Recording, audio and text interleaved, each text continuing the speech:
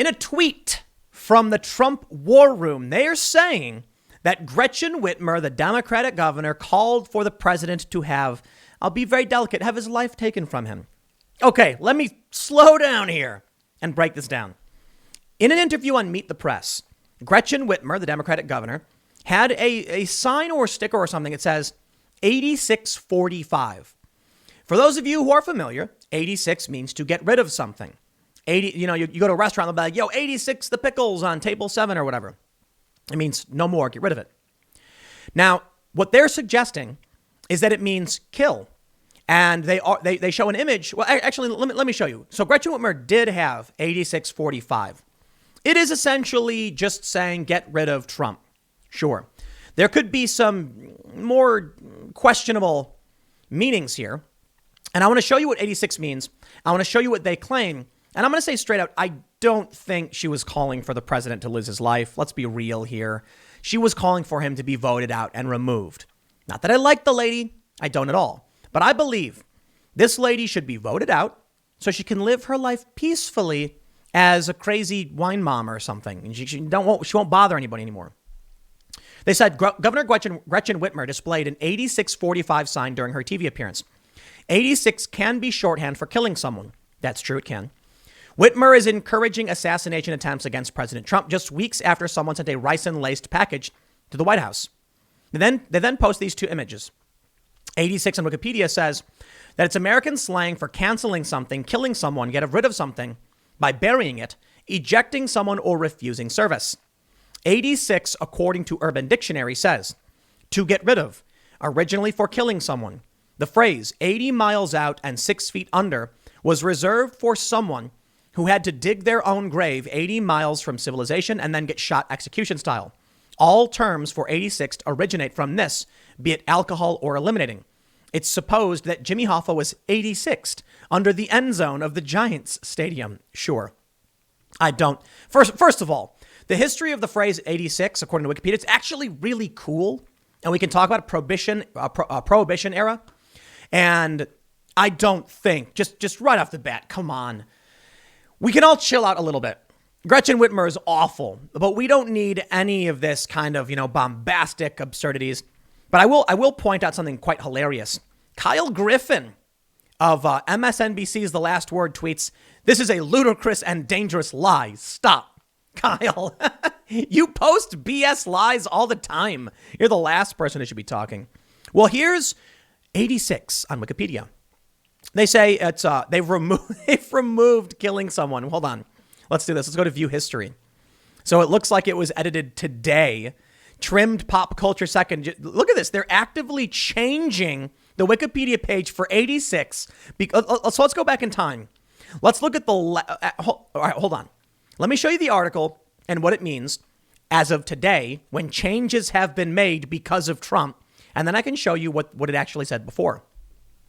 They say the meaning 86 is a slang term used as a transitive verb in the food service industry to get rid of something, kind of like nix, colloquial German for nothing, related to nix, which means nothing in the Dutch language.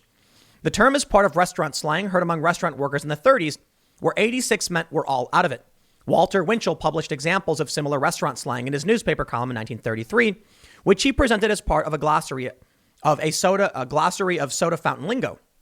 It's actually really cool.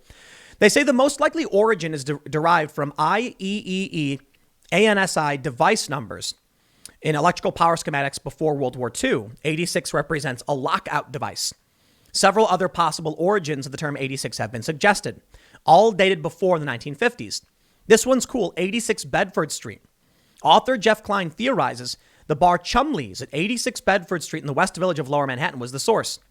In his 2006 book, he claims that police would call Chumley's bar during Prohibition before making a raid and tell the bartender to 86 his customers, meaning they should exit out the 86 Bedford Street door while the police would come to the Pamela Court entrance. So 86 the customers, open the door to 86th Street. That's cool, right? 1944, they said it was a refused service, don't serve him, whatever. And there's other examples. I think that's really cool that it might come from Prohibition, but I want to show you how the political game is played. All right, check it out. We go to view history. And we can see that today, changes have already been made. So I noticed this. Over at the Trump War Room, they show an image from Wikipedia that says killing someone being highlighted. Well, hold on.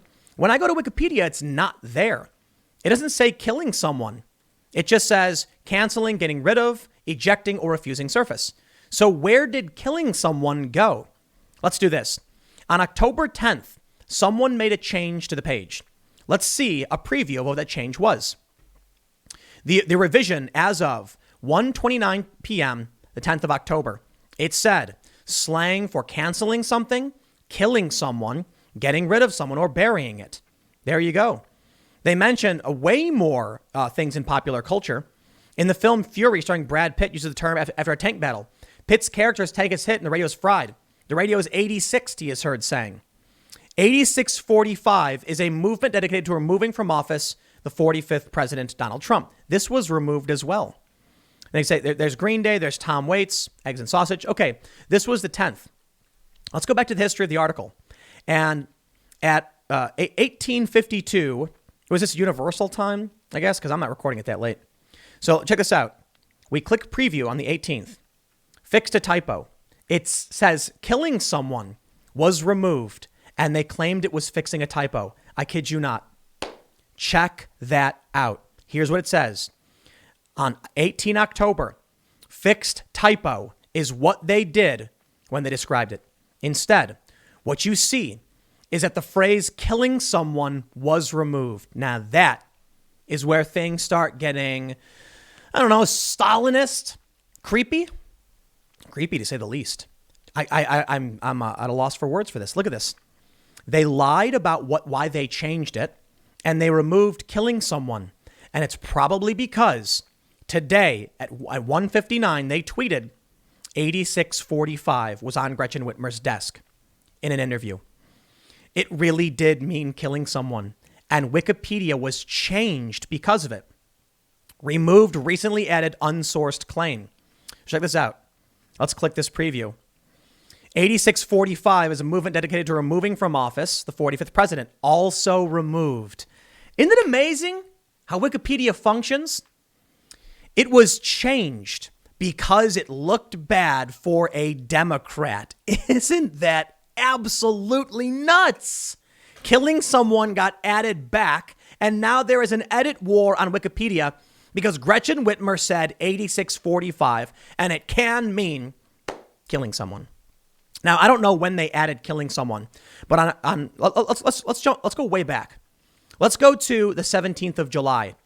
On the 17th of July, it says killing someone. It was there the whole time. I'm going to stop. I do not believe that Gretchen Whitmer is calling for Trump to be killed. I think everybody needs to chill out a little bit. We do not want tensions escalating. As much as I think Kyle Griffin is kind of like a duplicitous grifter, even though I don't like the word, I agree with him that at least we should stop and tone things down. But I wonder how far I can go back. Let's go back to the 10th of February. On the 10th of February, it doesn't say killing someone. So at some point, they added killing someone.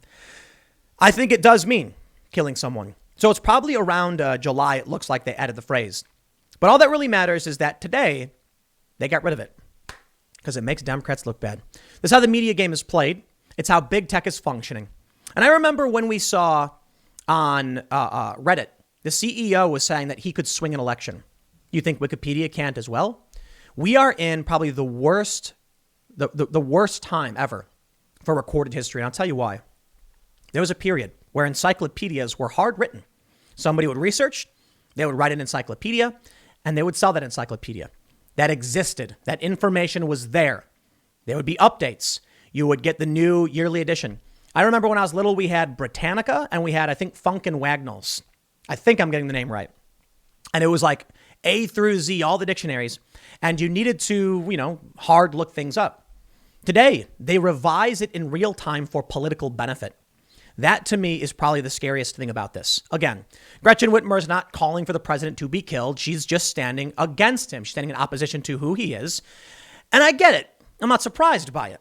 But I can tell you, the Stalinist Wikipedia editors, now that is freaky stuff. Now think about what happens in the mainstream media. The craziest thing about this is that there's no sourcing. They're all fighting. But in media, the same thing happens on a much more terrifying scale. There will be a news story that like hydroxychloroquine is a really good example. TechCrunch put out a story saying there was a study being done. It was positive. Trump repeats it. And then all of a sudden everyone's like, no, it's wrong. It's not true.